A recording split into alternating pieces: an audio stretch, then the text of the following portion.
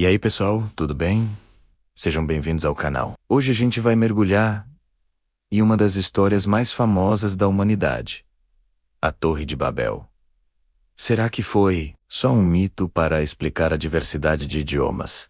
Ou existe alguma evidência de que algo assim realmente aconteceu? Fica comigo até o final, para a gente desvendar esse mistério juntos. A história, para quem não lembra, está no livro de Gênesis. Depois do dilúvio, toda a humanidade falava uma única língua. Eles se estabeleceram em uma planície chamada Sinar e decidiram construir uma cidade com uma torre tão alta que seu topo alcançasse os céus. O objetivo era se tornarem famosos e não se espalharem pela terra. Mas, segundo o relato, Deus não gostou daquela soberba. Ele confundiu a língua deles. E de repente, ninguém mais se entendia. A construção parou, e as pessoas se dispersaram pelo mundo, dando origem aos diferentes povos e idiomas. Agora, vamos para a parte histórica. Muitos estudiosos acreditam que a inspiração para a Torre de Babel pode ter sido os zigurates da antiga Mesopotâmia, que ficava justamente na região de Siná, onde hoje é o Iraque. Zigurate era um tipo de pirâmide em degraus, com um templo no topo, construído para conectar o céu e a terra, um lugar para os deuses descerem. Faz sentido, né? A descrição bate com a ideia de uma torre que alcança os céus. Um zigurate em particular chama a atenção.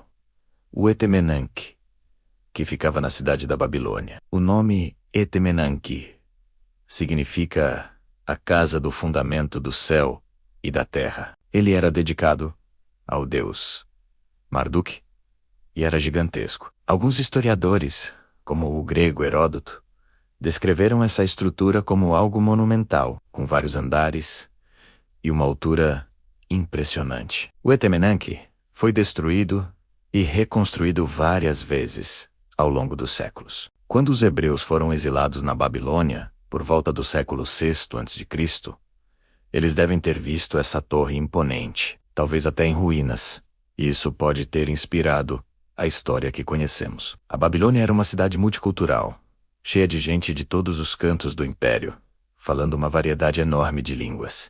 Imagina a confusão sonora que não era aquilo. Para um estrangeiro chegando ali, a cidade podia parecer um lugar onde ninguém se entendia, exatamente como na história bíblica. O próprio nome Babel, em hebraico, é muito parecido com a palavra Balau, que significa confundir, e o nome da cidade em acadiano, Bábilo, significava portão de Deus. Essa semelhança de sons e significados é uma pista bem interessante. Então, o que a gente pode concluir? A Torre de Babel provavelmente não aconteceu exatamente como a Bíblia descreve, com Deus descendo e mudando as línguas num estalar de dedos. Mas a história parece ser uma memória cultural, uma alegoria baseada em eventos e lugares reais. É uma forma fantástica de explicar duas coisas que intrigavam os povos antigos.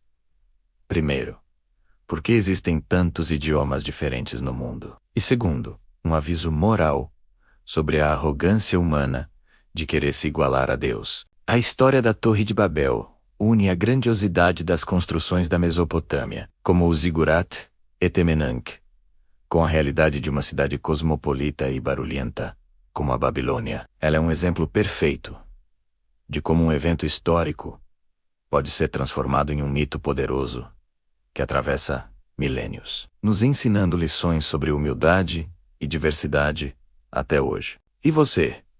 O que acha? A Torre de Babel é pura mitologia ou tem um pezinho na realidade? Deixe a sua opinião aqui nos comentários. Vamos conversar sobre isso. Se você gostou de desvendar esse mistério comigo, não se esqueça de deixar o seu like, se inscrever no canal e ativar o sininho para não perder os próximos vídeos. Muito obrigado por assistir e até a próxima.